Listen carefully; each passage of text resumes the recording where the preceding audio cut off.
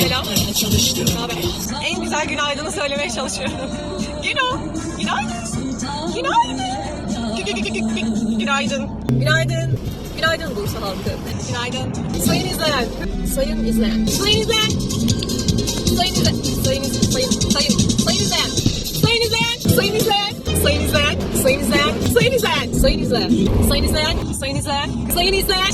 Sayın izleyen. Sayın izleyen 46.00. Sayın izleyen 46.00. Kendi kendine üşüyen Ayşe'nin radyosuna hoş geldiniz. Çok soğuk. Selamlar haber. Ya bir şey söyleyeceğim. Ben hep bir şey söylüyorum zaten.